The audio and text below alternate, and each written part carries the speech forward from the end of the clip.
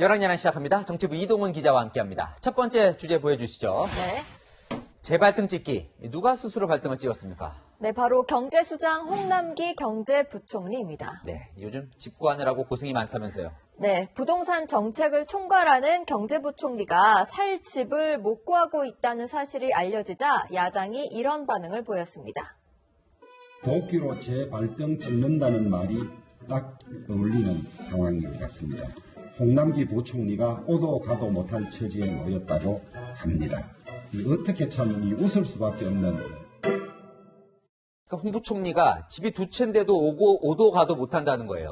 네, 세종시에 아파트 분양권이 하나 있고요. 여권에서 다주택을 처분하라고 하면서 경기도 의왕 아파트는 매물로 내놨는데 임대차 3법 때문에 매매가 무산될 위기입니다. 이게 조금 복잡하더라고요. 이거 네. 어떻게 된 겁니까?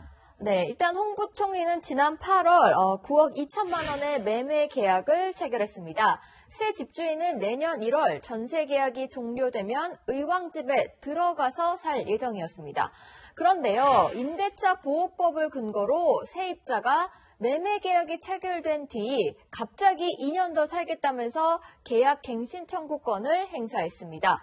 이 청구권을 거부할 수 있는 경우는 집주인, 즉 홍 부총리가 실거주하는 건데요. 매매 계약서까지 쓴 상황에서 파는 홍 부총리도 사는 새 집주인도 난처하게 된 겁니다. 또 계약이 깨지면 계약금과 위약금을 홍 부총리가 물어야 할 판입니다. 하지만 다만 세입자가 매매 계약에 앞서서 사전에 명시적으로 계약 갱신 청구권 포기 의사를 밝혔다가 마음을 바꾼 경우라면 다툴 여지는 있어 보입니다. 참, 홍 부총리 파는 것도 쉽지가 않은데 네. 이 전셋집도 네. 새로 구하기가 어려운 상황이라면서요. 네, 마포 전셋집 주인이 실거주하겠다며 나가라고 했다고 합니다. 집주인이 살겠다고 하면 이 계약 갱신 청구권도 무용지물인데요. 네. 홍 부총리는 새 전셋집을 구해야 하는데 아직 못 구했습니다. 장관님 내년 1월에 이사하신다면서요? 전세 구하셨어요? 아니 못 구했습니다. 마포구 염리동에 매물이 3개밖에 없고 가격이 1년 동안 2억 5천이 올랐다는데 잘 되시길 바랍니다. 홍 부총리 지금 무슨 생각을 하고 있을지 궁금하네요. 네. 다음 주제 보겠습니다. 대머리는 탈락. 네. 탈모인들이 들으면 굉장히 기분 나쁠 제목인데 어떤 내용입니까? 네, 해군 사관학교 모집 요강에 따르면 신체 검사 불합격 기준에 탈모증이 포함되어 있습니다. 탈모증이 전체 면적의 30% 이상이면 불합격할 수 있다고 이렇게 보시는 것처럼 명시되어 있는데요. 오늘 국감에서 문제 제기가 나왔습니다.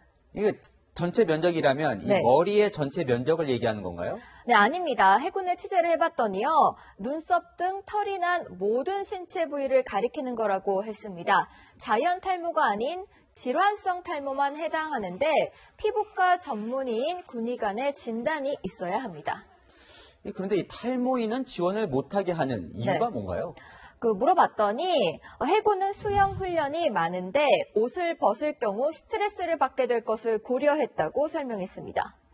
그렇다면 이 옷을 벗는 일은 뭐 육군이나 공군도 마찬가지지 않겠습니까? 거기도 그런 조항이 있습니까? 찾아봤는데 없더라고요. 육사나 공사의 경우 모집 요강에서 탈모라는 글자 자체가 없었습니다. 참고로 해군사관학교의 이 규정은 최근에 만들어진 게 아니고요.